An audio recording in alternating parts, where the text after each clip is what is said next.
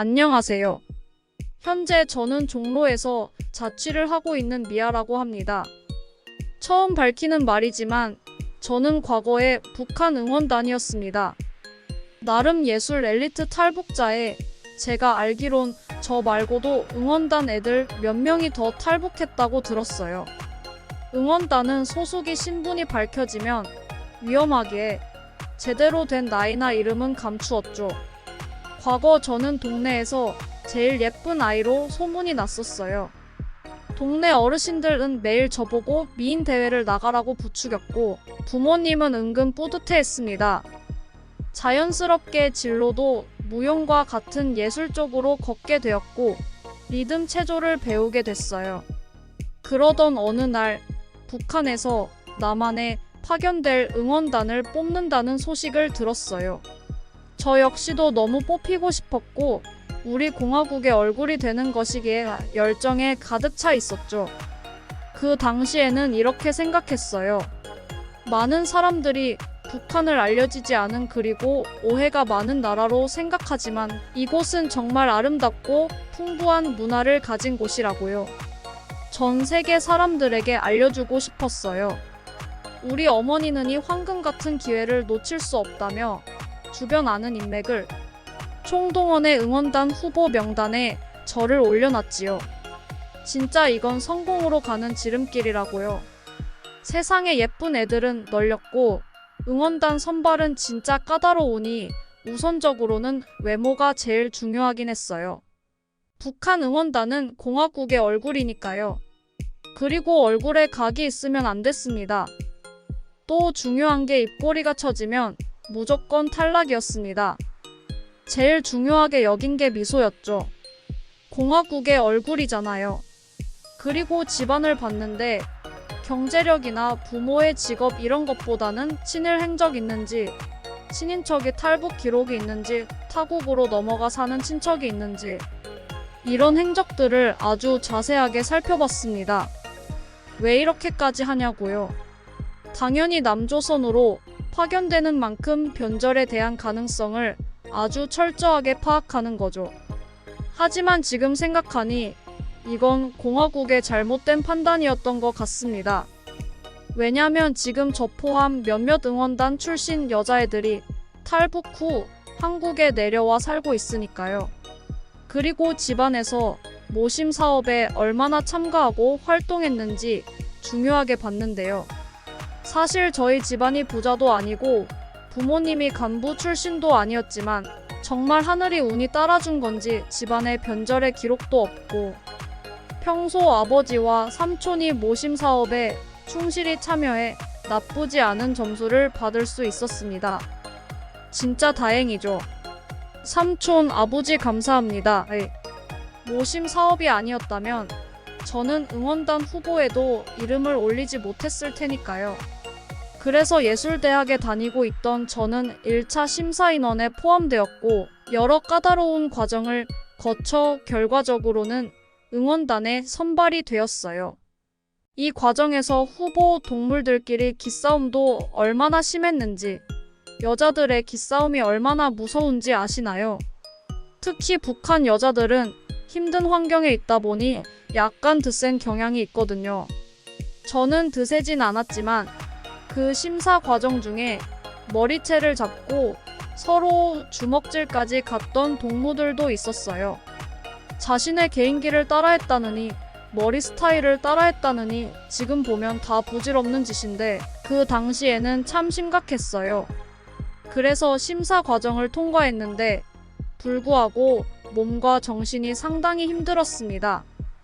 훈련도 한 달이 아니고 최소 6개월 이상 진행되면서 설상가상으로 기숙사 합숙 생활까지 해요. 한국으로 치면 요즘 아이돌 연습생들과 같은 생활을 했습니다.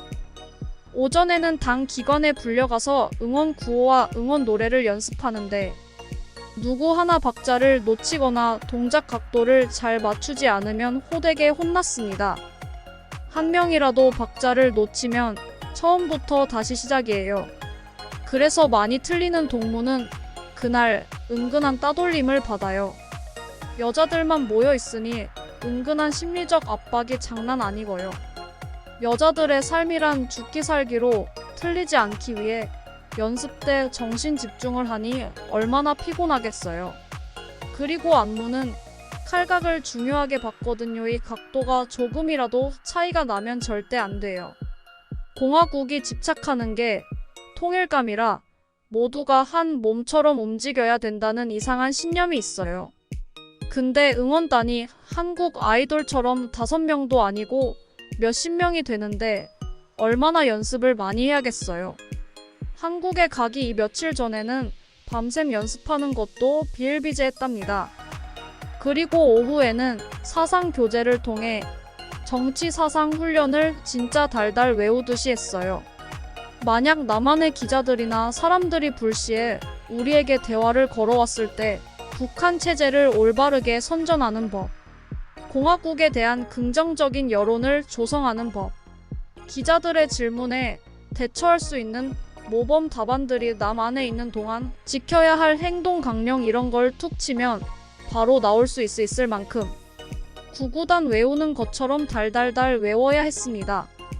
암기력이 좋지 않은 저로서는 꽤나 고역이었지만 마음으로는 훈련이 너무 길고 빨리 한국에서의 일정이 끝나기를 바랐죠.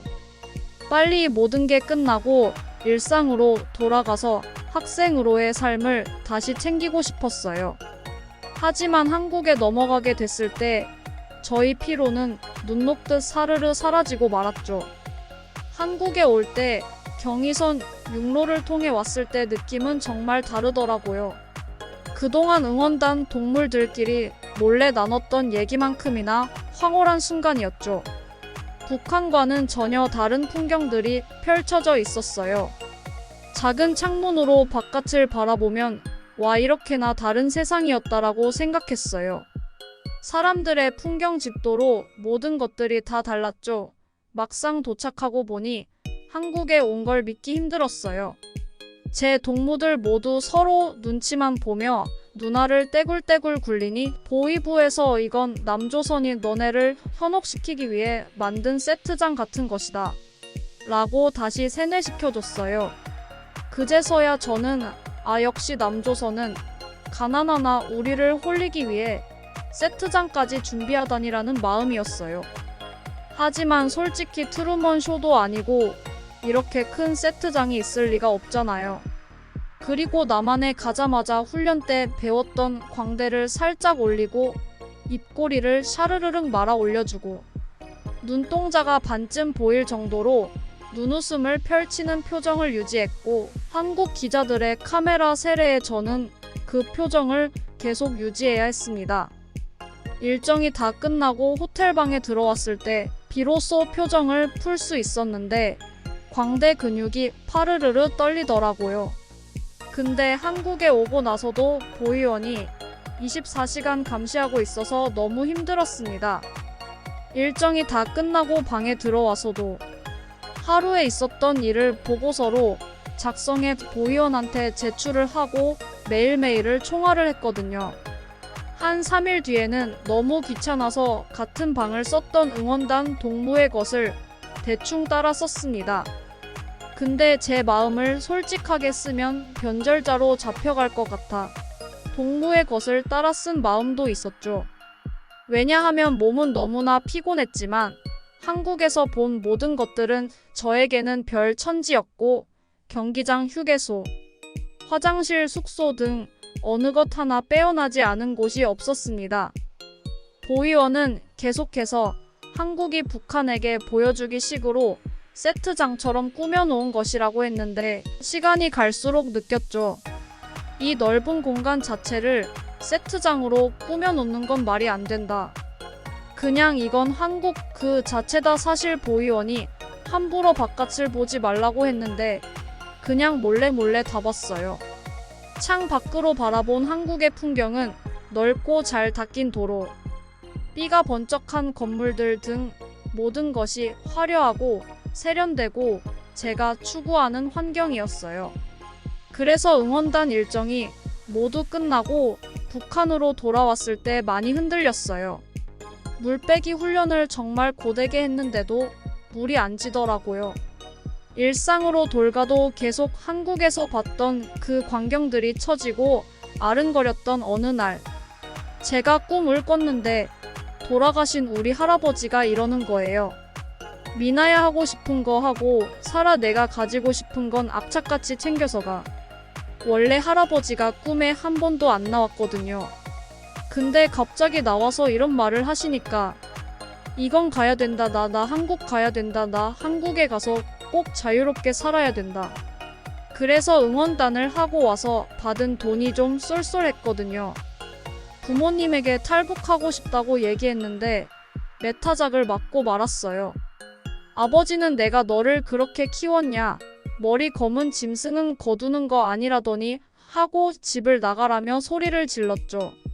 아무튼 그때 아버지에게 맞고 홧김에 바로 중국 브로커를 구해 태국으로 탈북하게 되었어요. 과정은 제 생각보다 더 복잡하고 힘들었어요. 철없이 한 선택에 대해서 회초리를 맞은 거죠. 처음에는 어떻게 해야 할지도 몰랐습니다. 그저 브로커 말만 듣고 몸만 탈출하면 되는 줄 알았거든요. 우선 브로커의 말을 듣고 탈북 가는 국 중 하나인 태국을 향했습니다. 태국에 도착한 후에는 너무 긴장돼서 머리가 복잡했고 브로커는 딱 태국 도착까지 도와주는 거였거든요. 혼자 덩그러 있으니 어떻게 해야 할지도 모르고 누구에게 도움을 청해야 할지도 몰랐어요. 그때 만난 한국인 목사님의 도움으로 UN 난민기구를 찾았고 피난 신청을 하게 됐습니다. 목사님과 교회 사람들의 도움으로 전 피난민 인정을 받게 되었고 마침내 한국으로 향하는 비행기에 오르게 되었죠. 그리고 한국행 비행기를 타고 인천공항에 도착했을 때 전 엄청나게 놀라고 말았어요. 분명 응원단으로 한 번 왔던 한국인데 인천공항을 통해 입국을 하니까 너무 다른 거예요. 다시 한번 말합니다만 저는 탈북할 때 인천공항으로 왔다고 했지 북한 응원단으로 인천공항에 왔다는 것이 아닙니다. 아무튼 한국의 인천공항에 도착했을 때 내 머릿속은 복잡했어요. 북한 응원단으로 왔을 때도 너무 좋았는데 인천공항은 마치 미래도시 같았어요. 그 미국 SF 영화에 나오는 로봇 도시 같은 거 있잖아요. 그 모습을 현실에서 볼른 꿈에도 몰랐거든요. 공항 안은 세련된 한국 사람들로 분고이 붐비는 곳은 북한 평양에서도 상상하지 못했죠. 제 눈은 사방을 둘러보면서 공항 내부를 살펴봤어요. 화려한 조명과 사람들의 왔다 갔다 하는 모습이 정말 신기했죠. 그리고 특히 인천공항의 냄새가 정말 신기했습니다. 뭔가 세련되면서 기술적인 묘하게 부유한 꽃향기가 퍼지는 거예요. 북한에선 절대 맡을 수 없는 향기였어요. 저는 그래도 나름 가난하지 않게 자랐다고 생각했는데 인천공항에 오니 처절하게 느꼈죠. 나는 진짜 지지리도 없는 아이였구나. 어딘가 착잡한 감정과 그리고 묘하게 두근대는 마음이 공존했고 그리고 공기도 다르고 자유롭고 번영한 냄새가 풍겨와서 그때부터 제 미래에 대한 기대감이 생겨 마음이 설레었어요. 주위를 둘러보니 미리 저를 데리러 온 국정원 사람들이 절 바라보고 있더라고요. 멋있는 정장을 입고 키도 큰 국정원 남자를 보니 이러면 안 되는데 눈이 가며 두근거리는 거예요. 그리고 낮고 신뢰감 있는 목소리에 나도 모르게 마음이 안정됐던 탈북한 응원단 애들 모두 인천공항 갔을 때 기절초풍할 뻔하고 국정원 남자들 보고 심장 떨린 건 일맥상통하더라고요. 그래서 걔네 포함 저 모두 한국 남자와 결혼해서 행복하게 잘 살고 있고요. 요즘 한국 남자들이 동아시아 여자들한테 인기를 하잖아요. 특히 일본 여자들이 좋아한다고 들었어요. 한국 여자분들, 한국 남자들 다른 나라 여자들한테 뺏기지 않게 조심하세요. 저도 제 남편에게 항상 예뻐 보이고 싶어 필라테스로 몸매도 다지고 외모 관리를 철저하게 하고 있답니다. 그럼 여러분 제 사연 들어주셔서 감사합니다.